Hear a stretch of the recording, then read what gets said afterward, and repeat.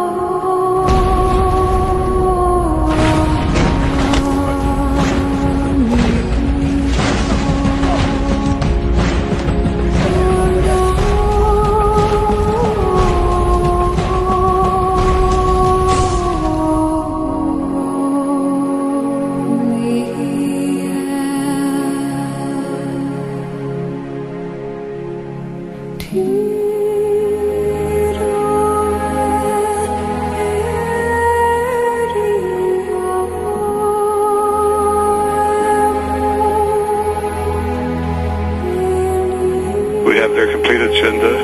We know everything that transpired. And they're going to be shocked when they see American Free Press this week, a 4-page pull-out insert that gives tells all about their mischief. As usual, it's, well, one interesting thing is they are very upset about Ron Paul.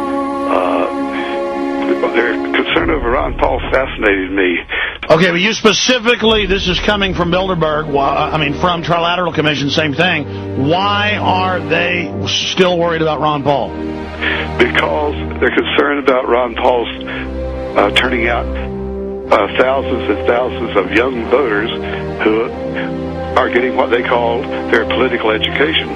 Well, the political education Dr. Paul is giving these throngs of young people is exactly the opposite of what Bilderberg and Trilateral want. So they're worried about the movement and what it's built rather than the candidacy. Oh, yes, they're sure that Ron Paul himself says that he recognizes no chance to be elected president. Well, if Ron Paul would give us some marching orders for the tens of millions that'll do whatever he says, like let's try to repeal NAFTA now that it's up, or let's repeal gun laws, or let's shut down the border or end the war, they would go out and continue the grassroots operations.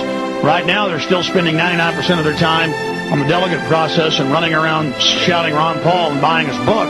And that's all fine and dandy. We sell the book, too. It's just that I think Ron Paul needs to understand he is the leader right now, and he needs to, I think, go ahead and give some orders, because an army that doesn't fight kind of falls apart.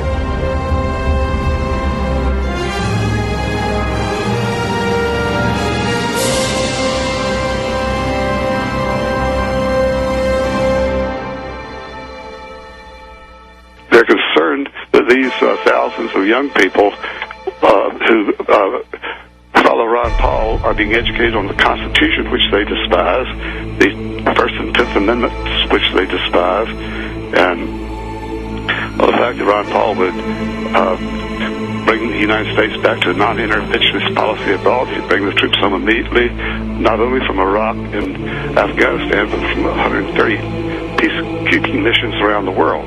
He'd bring them home, and they would protect our border, not other people's borders. Our borders are so badly unprotected as it is. Okay, so bottom line, they're worried about the anti-globalist movement exploding in size with Ron Paul as a focal point. Yes, and with all these young people embracing, and traditionally young people are always considered left-wingers. In the 1960s, they all voted for McGovern, and they who was correctly opposed to the war, but also favored a whole lot of socialism. While that's right. So now they're not buying into fake conservatives, neocons. They're not buying into a foundation, establishment, gatekeeper liberals. They're actually waking up to the New World Order. And your sources were saying that that was one of the main topics. It was not actually on the agenda, but a lot of people expressed concern about Ron Paul. Did they talk about ways to counter it? No, they just raised the issue. We've got to do something about it. They want Paul, because the pressure Paul to drop out now and stop his education rallies. And that assignment was given to Thomas Foley, former U.S. Speaker of the House, but he was a Democrat. But of course, all that. How is Foley going to go after Paul? Do we know from the enemy operation? He will call up old cronies in Congress, Republicans and Democrats, who will pressure Paul to announce he's dropped his campaign is through making speeches as exercise in futility. So the Trilateral Commission is putting a political fatwa out on Paul. You will see demonization campaigns. All of this suddenly heat up. Yes, but Paul is a strong man. He will resist that. Your answer is to cut both taxes and spending. You say that you would eliminate the IRS, the CIA, the Federal Reserve, the Department of Homeland Security, Medicare. I know that you used to want to end the FBI. I'm not sure whether you still support that idea, sir.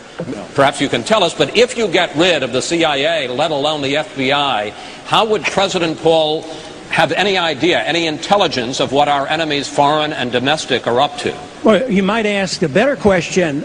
Before 9/11, we were spending $40 billion a year. And the FBI was producing numerous information about people being trained on airplanes to fly them but not land them. And they totally ignored them. So it's the inefficiency of the bureaucracy that is the problem. So increasing this with the Department of Homeland Security and spending more money doesn't solve the problem. Yes, we have every right in the world to know something about intelligence gathering, but we have to have intelligent people interpreting this information. But you know, just going for increasing presidential powers, as been discussed, is rather disturbing to me. This whole idea that we're supposed to sacrifice liberty for security, we were advised against that. Don't we remember that when you sacrifice liberty for security, you lose both? That's what's happening in this country today. We have a national ID card on our doorsteps. It's being implemented right now. We have FISA courts. We have warrantless searches. We've lost habeas corpus. We've had secret prisons around the world, and we have torture going on. That's un-American, and we need to use the power of the presidency to get it back in order to take care of us and protect this country and our liberties. Thank you, Congressman.